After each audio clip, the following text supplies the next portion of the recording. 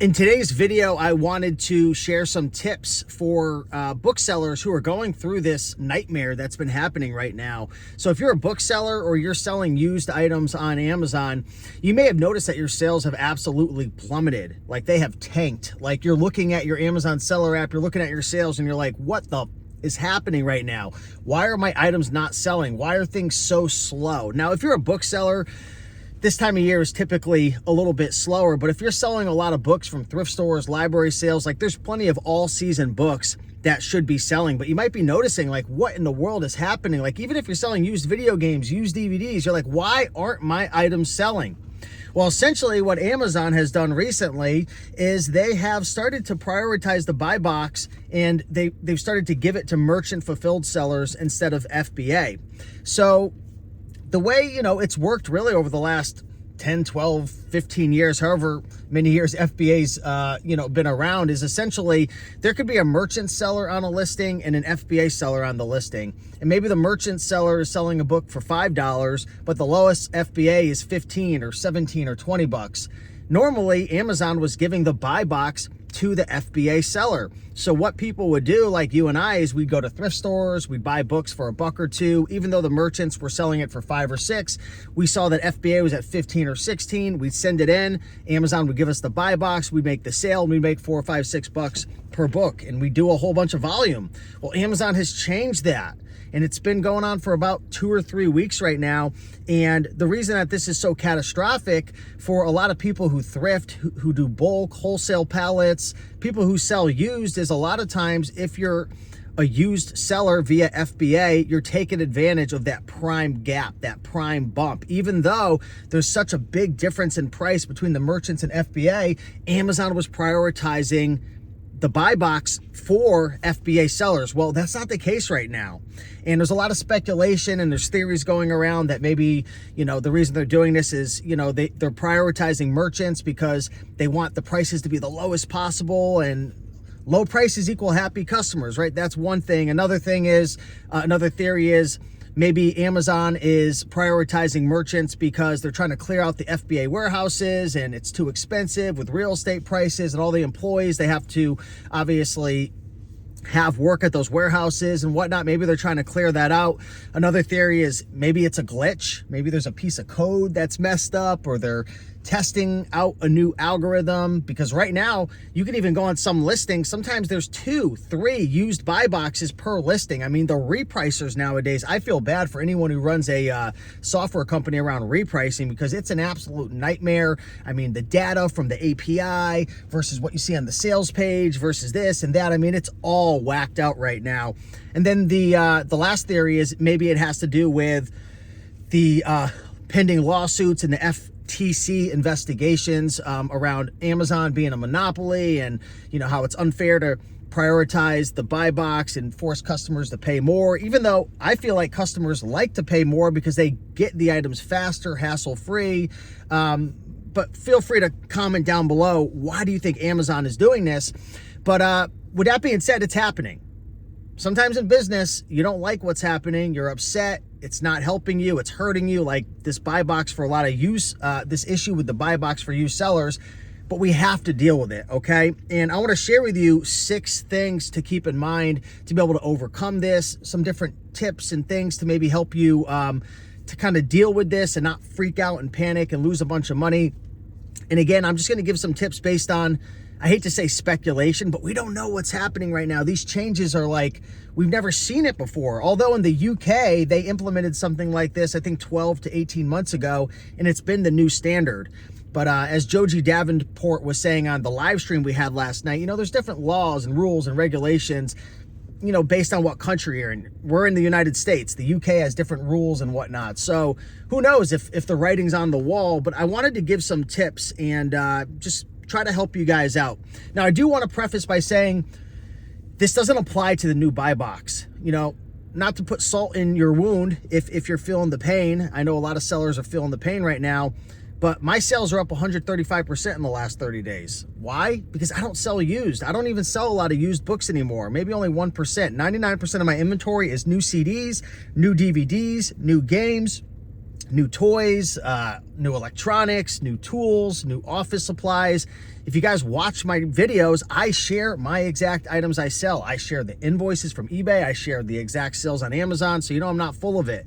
My sales are up. Why? Not that I'm special. It's just this effect isn't, it has nothing to do with the new buy box, so it doesn't affect me. My business is running as usual. So tip number one, and this isn't going to help the core problem at the time, but if you want to keep sourcing, you want to keep spending money, I would kind of caution you, against buying these books at the thrift stores and libraries based on what the apps are telling you, because these apps are not accurate. The buy box is all whacked out, and it's not the app's fault like Scout IQ and Scoutly, but it has to do with the API. The buy box is really weird right now, and things just aren't working the same way. So I'll get more into that, but tip number one, if you're at the thrift store, if you're at a library sale, look at the new CDs, look at the new DVDs, look at the new board games, right? I flip from eBay to Amazon. I use a tool called Replen Catcher. I'll put a link down below. And essentially this tool will allow you to choose a category like DVDs. So you click DVDs, you choose the ROI. Maybe you want to make 50% ROI. You put in 50%.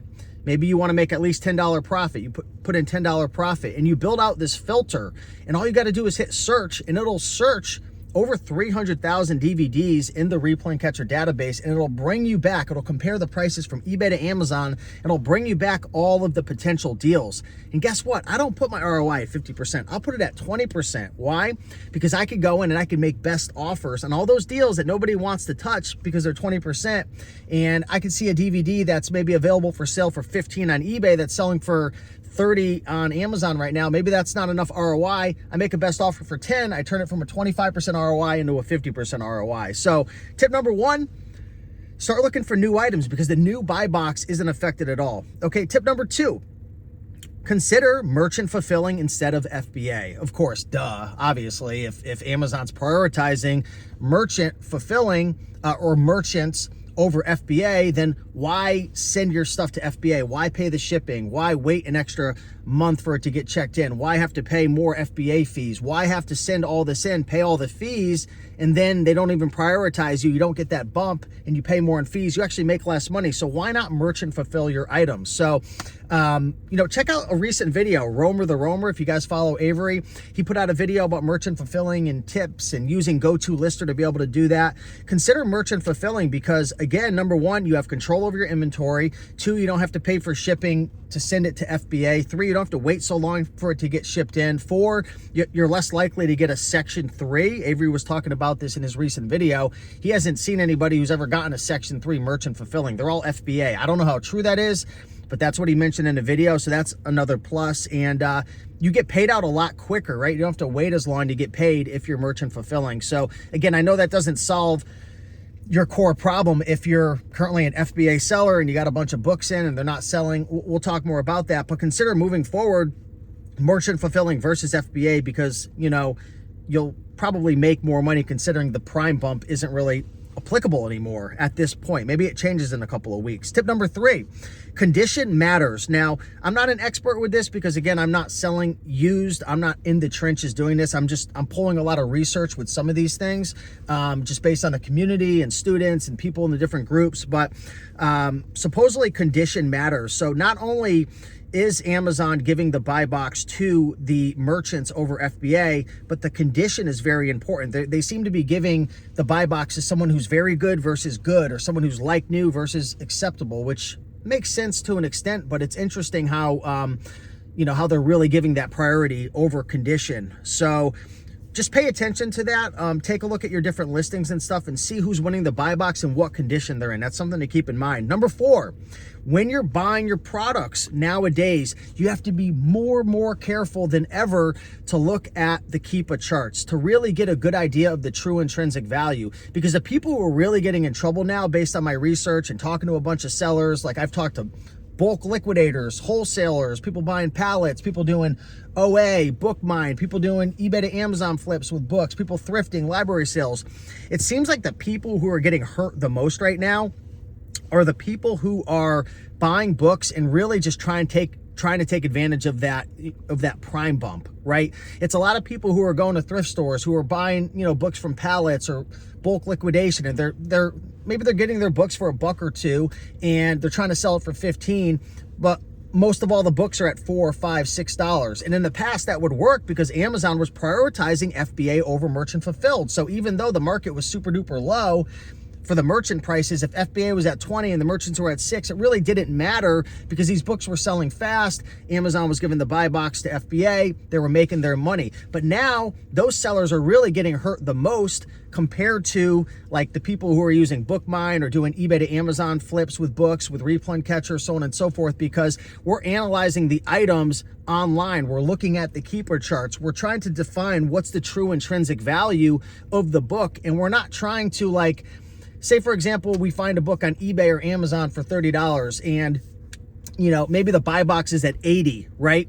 We're not necessarily trying to sell it for 80 because that's like the cherry on top of the cake, like the used buy box. But what we're looking at is that black line on Keepa, the lowest overall used offer. And we're trying to figure out what is this book actually selling for, and like maybe taking like a medium price for it. So like if you see that black line at like 60 and then you see the used buy box at 80, maybe we're saying we could probably sell it for like $60 or $70. And the reason this is important is because when we're doing online arbitrage with, you know, BookMine or Replen catcher, we're trying to bake in the margin. Like we're spending a lot of time researching what we think we could actually sell it for and not just relying on like a ridiculously high used buy box price. Now, I know a lot of people who are, you know, thrifting and doing bulk, they don't like to hear that. They say things like, you're putting lipstick on a pig, you don't know the truth, da-da-da-da-da. Maybe not, but I'm just telling you, I've talked to a lot of sellers.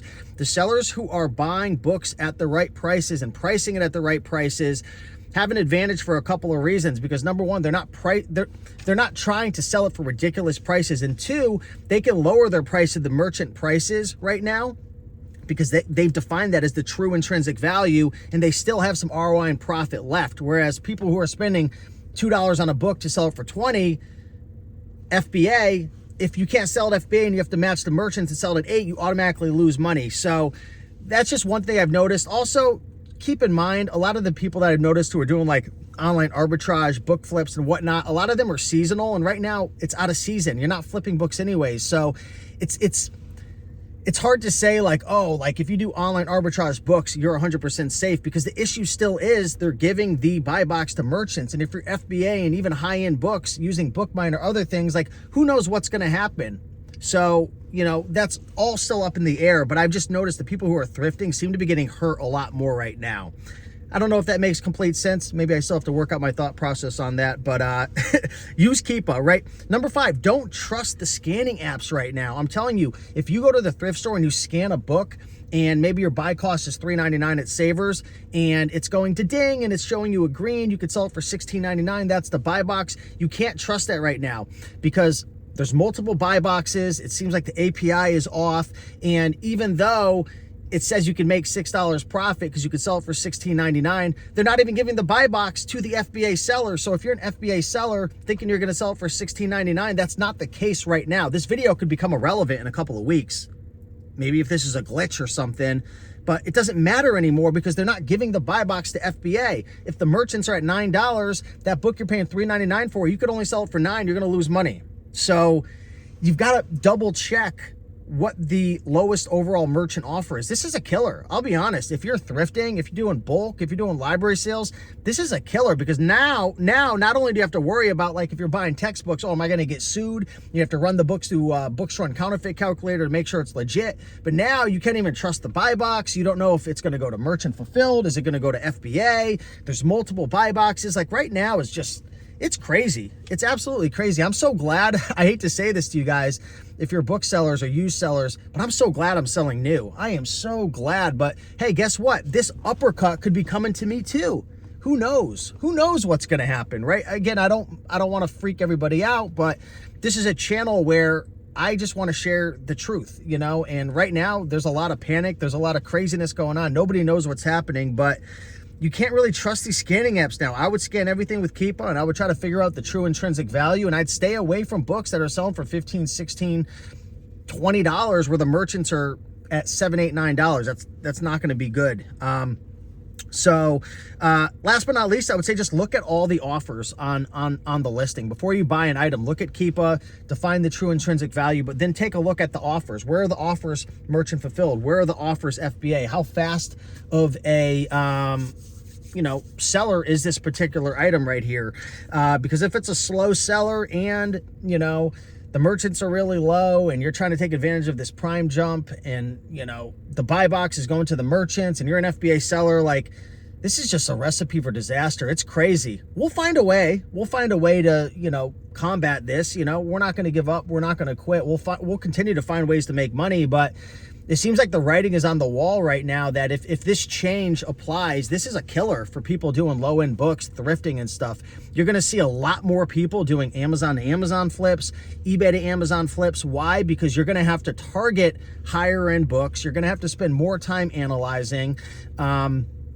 And I think you're going to see a lot more people merchant fulfilling as well, because why send all your items to FBA if you're not going to get the buy box and not get that prime jump, and you're paying more fees FBA. So I think you're going to see a lot more people targeting higher end books, but who knows? Again, like I said, this whole video can become irrelevant because there's so many things. It seems like Amazon's just testing. They're split testing. They're running different algorithmic changes and updates, and they're collecting data, and they're trying to figure out what's going on and try to probably figure out what's best.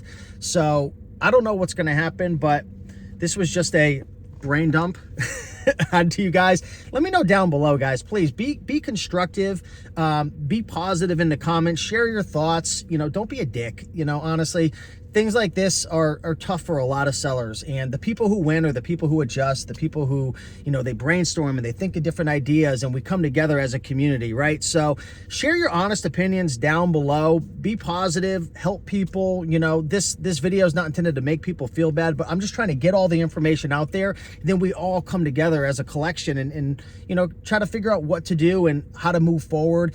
Don't go into your FBA and remove everything and instantly panic. We don't know what's going to happen. That's going to be expensive. Don't set your repricers to just match the lowest merchant fulfilled and then create repricer battles and destroy the market. Like, let's all take a breath. You know, I'm gonna do some meditation as well. But yeah, let's see what happens. Drop your comments down below. With that being said, much love, and I'll see you in the next one. Bye.